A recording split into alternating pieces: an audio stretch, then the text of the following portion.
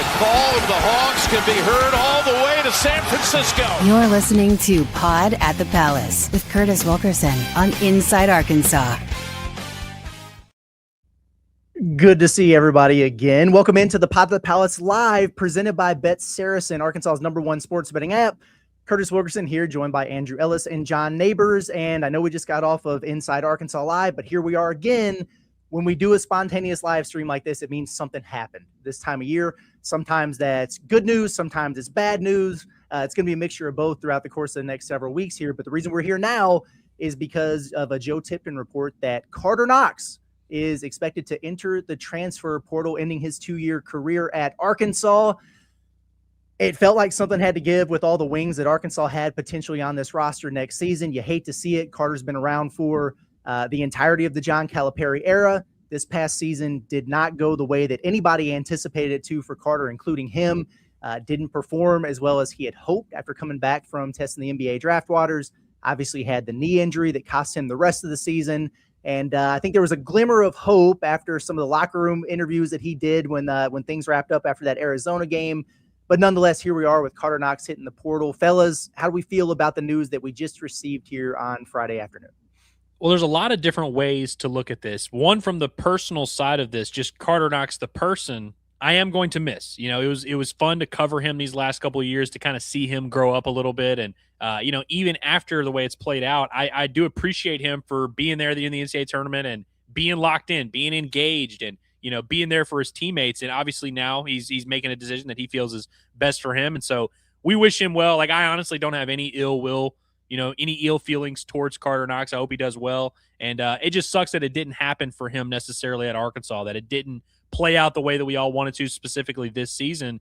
From a basketball standpoint, it's a little bit easier to palate this, knowing what Arkansas has coming in at wing, knowing that you potentially are going to have Billy Richmond back, who a lot of this year kind of rose above Karter and kind of made missing Karter a little bit easier because of how well Billy Richmond played. And so I think Arkansas is going to be able to make this work.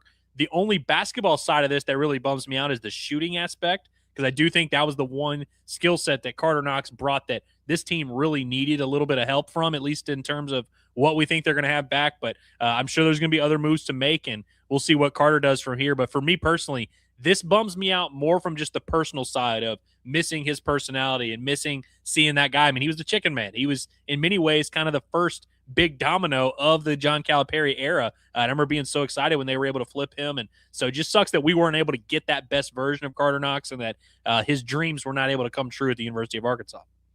Yeah, I mean, I'm bummed by this. This is not something that is necessarily like this huge shock of given the circumstances. But, you know, Karter was an awesome dude. He had some really great moments. And, of course, the kill again, celebrate, you know, something that was made famous for. But, yeah, I'm kind of bummed out because I remember roughly a year ago kind of, you know, talking about the retention and everything. Cal put that video out and Karter was testing the waters, and we all felt, at least I did, of Carter's the big name in this, that you got to get him back. If you get him back, he's the difference. And then now here we come a year later, and it's just things didn't work out the way that anybody was hoping and anticipating. So, yeah, I'm with you. I don't have any ill will towards him.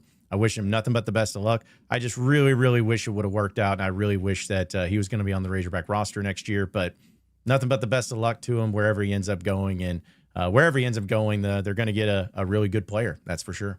Yeah, no doubt about it, man. It's the way Karter acted around the team during the NCAA tournament, the way that he talked to us, the way that he felt after the game.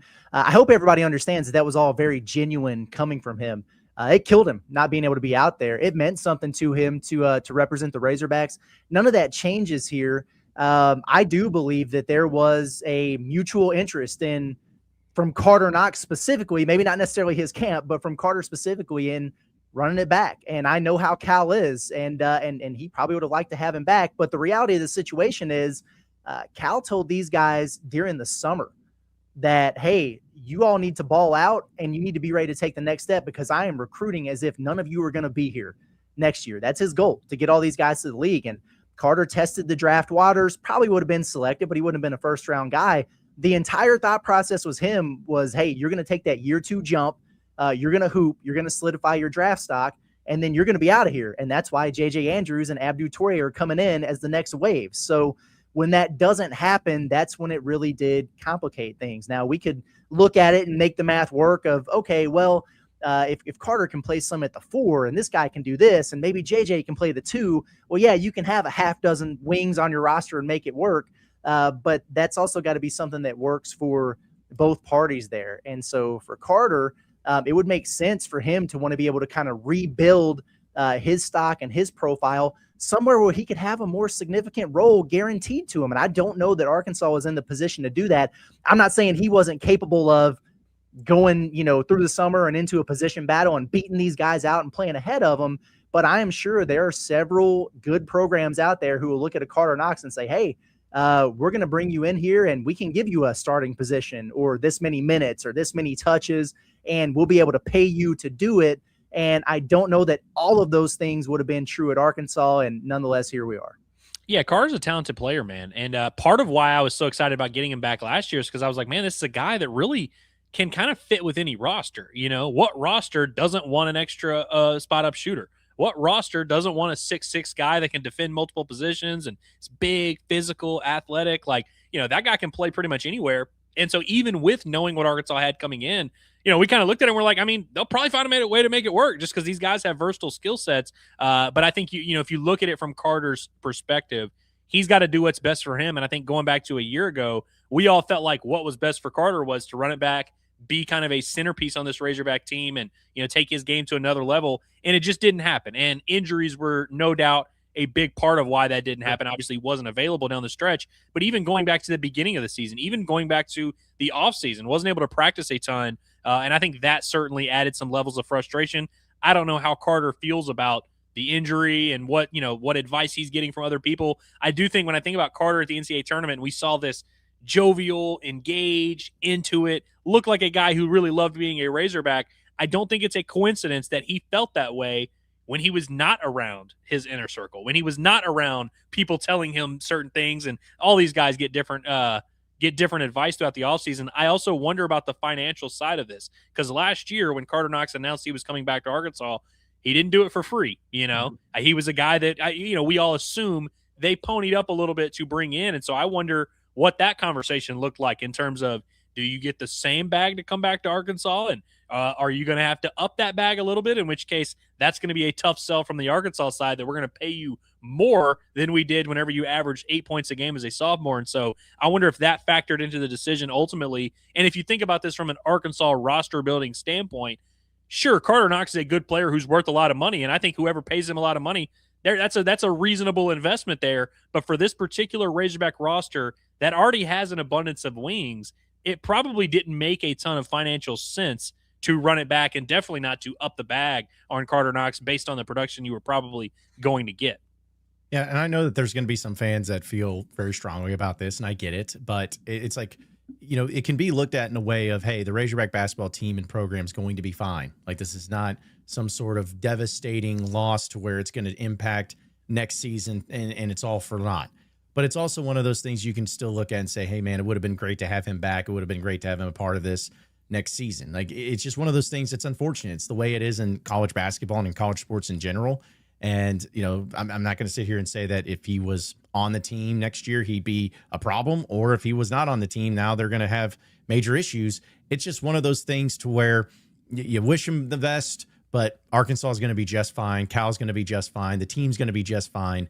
And you move forward with it. And that's really what it's going to be all about. Yeah, for sure. And the other part about this, it's not just the number of mouths that would need to be fed on the wing. It's the trajectory of those guys also. This might be a different conversation if Billy Richmond didn't emerge the way that he did.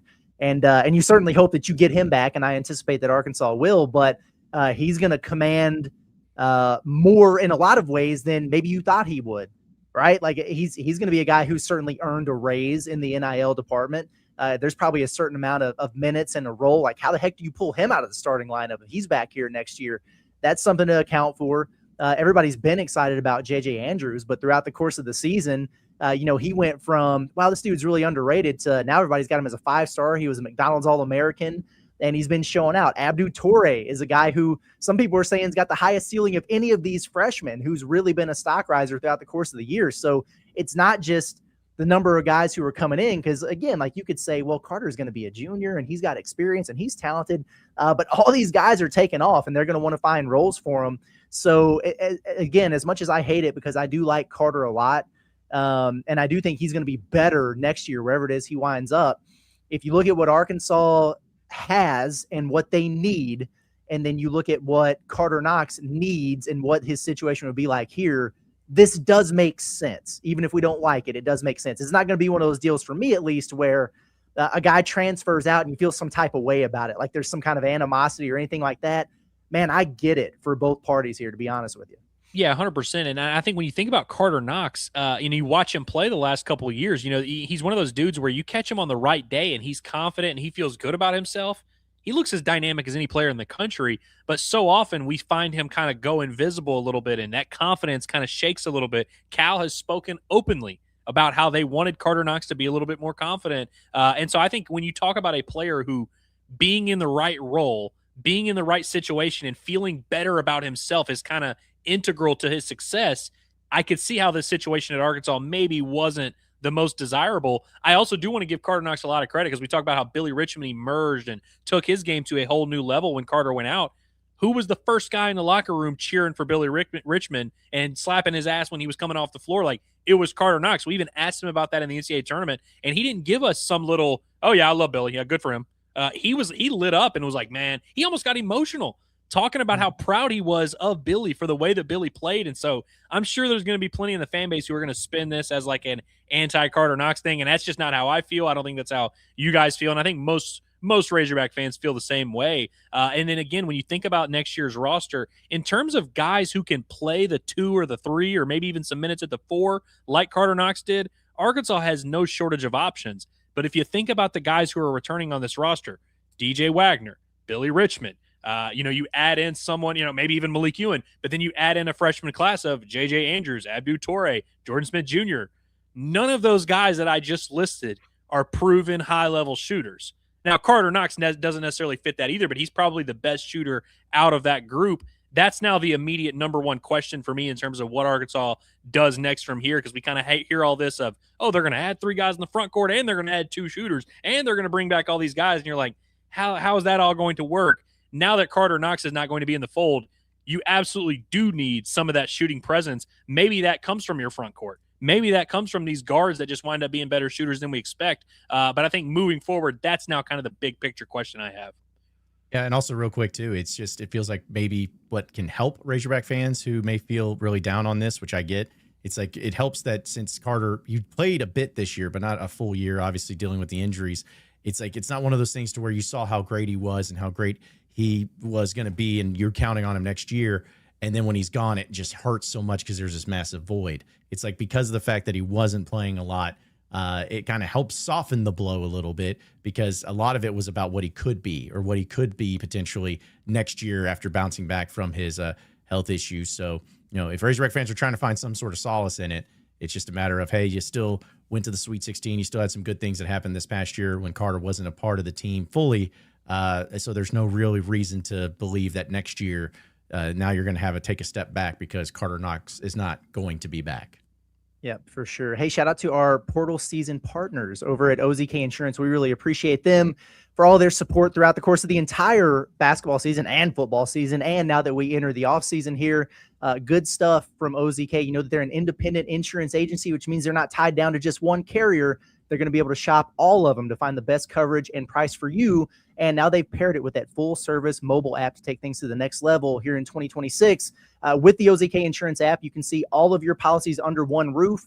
You can pay your bills. You can get roadside assistance, file claims, get new quotes, literally everything, all from the convenience of your phone. So if you're tired of being stuck with one carrier or chasing down paperwork, just go to ozkinsurance.com or search OZK Insurance in the App Store or Google Play. It's a local agency with national level options.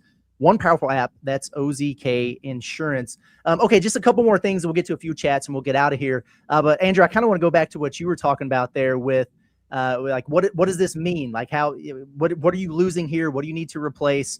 And yeah, I think the shooting aspect of this is probably a big part of it. I know we literally just finished talking about how you can see Arizona, who doesn't shoot any threes, and think, oh, well, you don't have to do that to go to a Final Four, win a championship. but the systems, the style of plays are so much different that I do think it is important for Arkansas to have that. Darius Acuff is out of here. He made 93 pointers, man. Trevin Brazile, as your stretch guy, was a very important part to the spacing for Arkansas. The easy answer would be get a less than first round grade in the draft process for Malik Thomas and just get his butt back here. That solves a lot of those issues, man. That would be awesome. But I am with you, and I actually think now some of these things that we've been hearing make a little bit more sense to me when it's like, well, Arkansas is targeting a shooter. Well, if Karter Knox is out here, it would make sense for you to go do that. Or Arkansas is going to get 4 bigs. Well, if they were going to return all these guys, the math wasn't mathing. Now it is a little bit more now, because you could just simply subtract a wing and add it to your front court, because, you know, the reason that we were saying, well, maybe it would work if they bring back Billy and Karter and Isaiah Sealy and these guys coming in, is if some of them play at the 4. So then your front court would kind of be like it was last year, right? Where you've got your 3 bigs or whatever in the rotation, and then you've got a wing who drops down and you play some small ball. My thought process on it now is just don't do that. You've got your 4 wings or whatever, and just add an actual 4-man onto the 2 deep there. And then you've got 4, guys in your front court, and you got plenty of wings. Then you got your guards, and there's just a little bit more roster balance and depth and everything. And I'd be cool with it. And then just one of these 4s that you pick up, get somebody who can knock down some 3s, and then we're all good here. Yeah, and I just think it cannot be overstated. We've talked about it a lot, but with Billy Richmond, who is kind of a do-everything swing man out there on the wing for you, that can play at the 2, can even fill in at the 4 if he really needs, can defend multiple positions, doesn't need the ball in his hands a ton. A guy like that gives you a lot of flexibility. If J.J. Andrews is going to be the monster that he appears to be, and is going to be this kind of high-energy, high-athleticism, do-everything defender type of guy that can kind of fit in and find his role, that is a guy that is easy to plug in and play. And I think Abdou Toure, who I think we've agreed is like one of the more underrated guys in this whole discussion, has that same kind of skill set. So it gives you such a nice floor to start with. And then if Arkansas is able to go out and get a legitimate front court piece, like, I'm just spitballing here, like maybe a Santos Cyril, that would give you, especially with Jordan Smith Jr. playing at the point guard position, such a firm identity defensively and such a firm versatility start to your rotation that I think it's not going to require like this crazy, you got to move mountains. You just really at that point need to supplement with some skill sets, like a shooter, like maybe a secondary ball handler, like a 4-man. Like I think how they replace Trevin is going to be very interesting here. But yeah, I think, like you said, when we heard they were going to add a shooter, we all want that. We all want to see more shooting, but you're kind of like, all right, where does that fit in? I think that now is certainly going to be something that Arkansas has to do. I think DJ Wagner, of course, you get him back. That's a very solid secondary ball handler, perhaps someone off the bench like the role he had this past year, but even he's not exactly the most dynamic shooter of all time. I think if Arkansas can maybe kind of kill 2 birds with 1 stone at some of these spots, like maybe you bring in a front court piece that gives you some rim protection and some shooting. Maybe you bring in a guard who is a high-level shooter that can also serve as a secondary playmaker to Jordan Smith Jr., because you don't just want to have to force the freshman to do everything for you. I think there's going to be options. There's going to be a lot of work to be done. A lot of transfers will be on, but make no mistake, Arkansas has a very solid core in place with a lot of versatility in these skill sets that it's not going to take this crazy drastic change in the roster to make it work, but you've got some very clear things to fill in, and I think Arkansas is fully capable of doing that. I think it just opens up, like, as you said, fit. Like, it's about opportunities that, hey, maybe, not to say that Karter Knox is a bad player, but maybe because this team's going to be so different next year, that having to insert somebody that's different, like, can help out in other ways, but use that spot for something different that'll be a better fit for what this team is trying to do. It could be defensively, offensively, whatever it is. And it's not like they're just going to have a chart that's going to be like, okay, well, this player exactly is the one that replaced Karter Knox.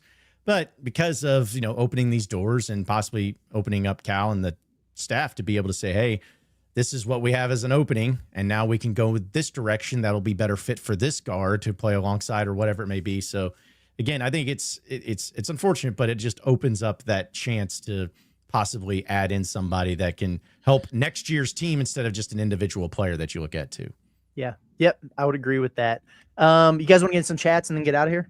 Let's do it. Yeah. All right. Let's see what we got going on. Let's see. From STL 1717 says, luckily we are loaded at wing. Yeah, I mean, honestly, that's the truth. Karter Knox being back would have been is almost like superfluous, like it would have been really nice to have. That's a fun gadget. It's a cool weapon. The thing about it too is like if he got healthy and recaptured his trajectory or whatever, you might wind up being a lot better than you thought even you were going to be, because he is an immense talent there, even though he didn't necessarily play like it for a variety of reasons throughout the course of the year. But it would have been complicated to find roles for all these guys. And the truth of the matter is somebody would have just kind of been left out, honestly. And my thought process on it the entire time was, if Karter came back, well, then would somebody else look at making a move? And like your freshmen are coming in, that's going to be fine. Billy's cemented. But I would have looked at Isaiah Sealy and it's like, okay, we know he's a local guy, but at what point would he look at it and be like, okay, but there's going to be nothing for me here this year? And so maybe that opens up some opportunity for him.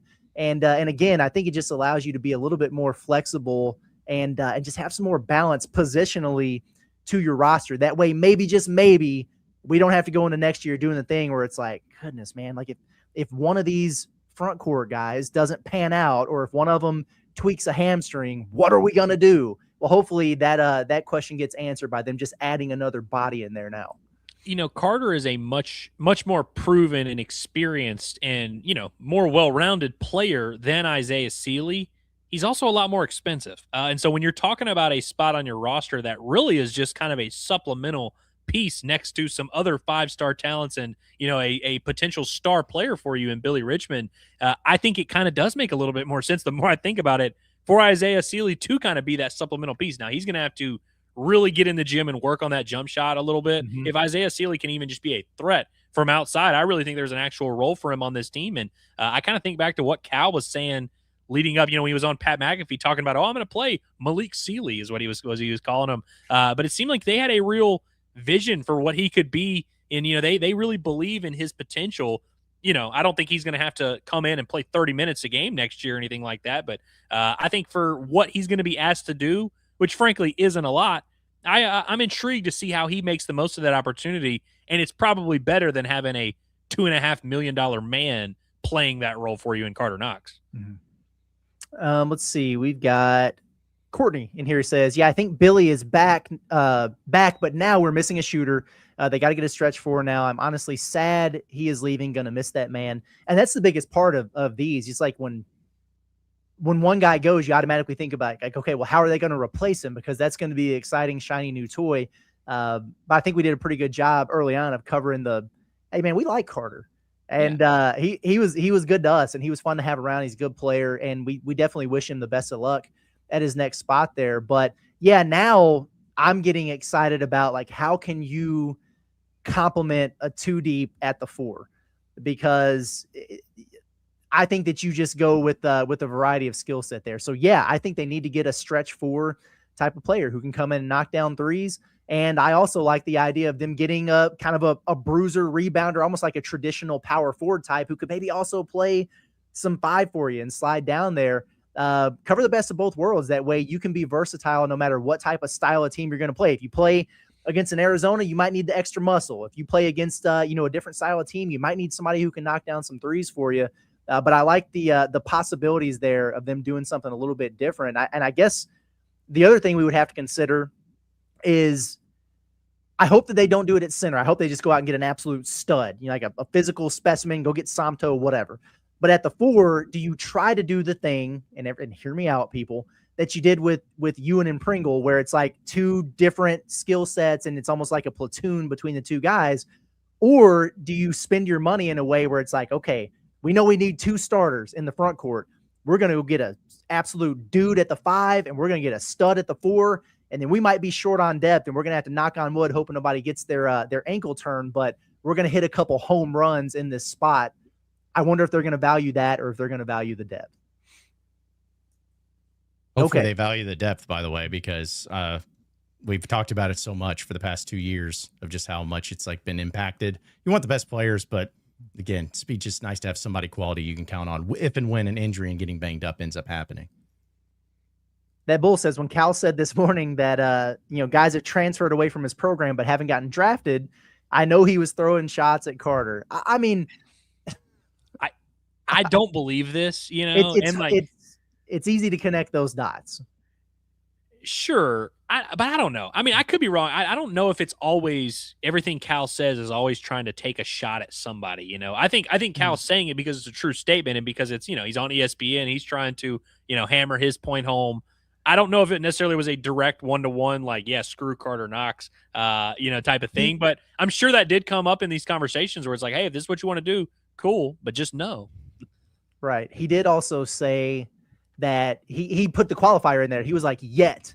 And I do think there are some guys out there who might change that soon. And so right away I was like, is he talking about Big Z or Boogie or something? Maybe it was like a premonition of what was to come with Karter. I don't know. But I did hear him say that on the show. And then that was one of the thoughts that crossed my mind as soon as we saw the news there with Karter. From Michelle, which shout out to her, by the way, because she's supposed to be out getting fried and dyed right now. But I'm delaying her little date at the nail salon. She says, is it weird that the guys who get hurt transfer? No, I mean, not really, because I think you see a lot of that everywhere. But you got to wonder the way that all that went down, if that impacted some decision making. And I don't know all of the details for sure, but we are not naive to some of the chatter behind the scenes about, was there some frustration with, the way that they went about the diagnosis and, him trying to come back versus not coming back. And maybe the team and, the doctors or whoever feeling one type of way about it and his camp wanting a second opinion and everything else. There was a lot that went into that. And I'm sure that might've left some feelings some way there. You never know, but it does seem like that's kind of becoming an oddly more and more common theme at Arkansas. So I don't know, maybe it's that way everywhere, but we just notice it here because we cover the teams. Yeah. No matter what, when an athlete suffers an injury, no matter what sport, no matter what program they're at, they are always going to have people in their lives who tell them what should be happening or, oh, actually you should do this. And, really, I think I would have done this. And I'm sure Karter has no shortage of uncles, cousins, grannies, aunties who are telling him, all kinds of different things. Yeah, for sure.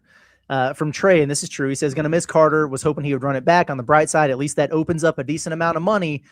This is something I talked about this morning on the Pot the Palace of, like, who is due for pay raises. And that's one thing, but there's some guys who underperformed based on what they were getting in their NIL. But this isn't even really a world where you can say, okay, well, we're actually going to give you a pay cut and expect you to come back. It's either you're going to get a little bit of a bump or you're just going to have to go play somewhere else. But yes, this will open up 7 figures worth of NIL for Arkansas here at a time where, you got Acuff going out the door and Trevin and Nick Pringle. But with those 3 freshmen coming in, especially knowing the type of money that Jordan Smith Jr. commanded, it's not like you had that much left over. And we know that they're increasing their payroll, but every penny matters when you're trying to build a roster, especially with the way front courts are going to cost here over the course of the next few weeks. Unbiased Brim says, does our medical staff need improvement? Not saying they're bad. I just hear rumblings of player frustration with some of the decision process. We just kind of talked about that. I don't know. You know what I mean? Like I'm not a doctor. I was an athletic trainer. I know that those things are tricky. And in a lot of cases, you might do some initial testing after somebody gets hurt or whatever, that don't reveal anything, but you do follow-ups, you do other tests, you do other scans. And that's what can kind of help you get to the bottom of things. Or if there's something that's inconclusive, you do you go get second opinions to see what's really going on. That's commonplace. But it does feel like, with the Thero thing. And then, obviously it's like every year you feel like there's something like that going on. But I think those guys, they do a good job. And, an X-ray is an X-ray, an MRI is an MRI, no matter where you get it. Like that stuff doesn't change, but maybe the plan of action or the course can be up for debate. And I think that might be where some of the consternation comes from. For sure. And I will say, you just look around the NCAA tournament, how many teams in the tournament had some type of issue with a player, injured? Is he coming back? Could he be available round 2? Like there were a lot of big players in the NCAA tournament, teams that were affected by injury. And so certainly not a thing that's specific to Arkansas. I would also say once an injury is suffered, obviously, they do their testing and stuff. They have their staff that does it. Once you suffer a real injury that needs a procedure, it's not like it's the Arkansas managers that are out there conducting this knee scope or whatever. Like Right. that then gets passed off to, an actual doctor somewhere. And so it's not like Arkansas is out here, cutting open these dudes' legs and operating on the table there in the locker room. Yeah, exactly. Just a couple more here, and then we'll call it a day. From Lindsay, she says, I hate that Karter is leaving. I was hoping he'd stay. If Billy transferred to another college, I would have to do mental health checks on me. I may be exaggerating, but only a little. I'm not exaggerating. That's I would need to get committed if Billy leave, man. The only place that Billy's allowed to go is the NBA, and that's not until after this next season, in my opinion. Yeah, you just got to get the man back at this point. Well, we do have a super chat in here. Wash Renato, appreciate it. He says, I thought it was safe to take an afternoon nap. We Never. sleep in May. Did you not subscribe to John Rothstein? I mean, this is just not the time. We've got at least another month of this, man. Final one here and a good way to wrap up from Addison. He's asking you, Andrew, what does Karter's departure mean for Dietz's performance on the mound tonight? The people want to know. Yeah, this is big time stuff. I'm sure it's going to lead Hunter Dietz to pitch with a real edge. I mean, that's his fellow Florida Hog. Hunter Dietz being a Florida Hog who has had to battle some injuries at the University of Arkansas. I think this is the type of news that'll push him over the edge, and we're going to see a Hunter Dietz masterclass for sure. There we go. All right, well, fellas, any final thoughts that you would like to share, or final goodbyes to Mr. Karter Knox, who is off to what may or may not be greener pastures in the transfer portal?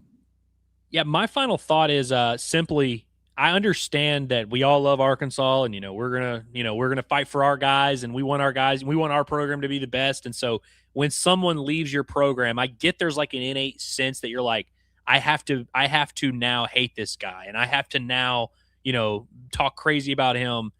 Just don't do that. Like, just be a normal human being, like a normal adult who has a nuanced view on things and can process things normally. Karter Knox's career at Arkansas did not pan out the way that we wanted it to, specifically this season. That's unfortunate, and we all wish it would have gone better. That doesn't, there's no need to add to it and be like, yeah, that guy actually sucks, and he was never going to help us anyway. Like that doesn't really do anyone any good. Like, I don't think you're really representing Arkansas the way you were hoping to represent Arkansas by talking crazy about any of these guys. And we said the same thing when Boogie Fland left last year. And then obviously Boogie wanted to take some personal shots. And so if Karter wants to do that, then maybe I'll change my tune. But for right now, man, I have no ill feelings towards Karter Knox. I don't think you guys should either, because I don't really he didn't do anything to you, I'm sure he wanted to play better than he did this past year as well. But overall, appreciate you guys for always tuning in and supporting, and for just being here whenever news breaks, and for loving the Razorbacks as much as you do. Yeah, I mean, just it's kind of the same thing. Appreciate Karter and what he did, and I think this is going to be something to where everybody ends up being better off from it. I think it's going to be better for Karter. I think it's going to be better for Arkansas. It's going to be better for Cal. It's going to be better for everybody, and we're going to look back on this time and say, hey, that worked out all right. It ended up playing out all right. So, we'll see how it all plans out, but wishing him nothing but the best. And kill, celebrate, kill again, celebrate, kill again will always be here and dearest into our hearts at Inside Arkansas. Yeah, that will always remain iconic. So hope he gets healthy ASAP, and good luck to him wherever he winds up, unless he winds up at an SEC school and only on the days that they play Arkansas. That's the only time that we would not be rooting for Karter Knox. But appreciate him for what he did, and now we'll look forward to seeing what else happens here, whether it's retention announcements, more portal announcements, or starting on Tuesday when this thing officially opens, maybe they'll start adding some guys for us to get excited about. So make sure that you stay tapped in, subscribe to the Inside Arkansas YouTube channel if you haven't done so already, and turn those notifications on. That way, when these things happen, whenever they happen, which could be at any time, as we've learned, you'll get the notification when we go live, and you can jump in on the chat and get in on the discussion with us. And then find us wherever you find your podcast, Apple, Spotify, wherever you listen. But we're going to be out of here for now. For John Neighbors and Andrew Ellis, I'm Curtis Wilkerson with Inside Arkansas on the Pod the Palace. You guys enjoy the rest of your day, and we'll see you when we see you, whenever we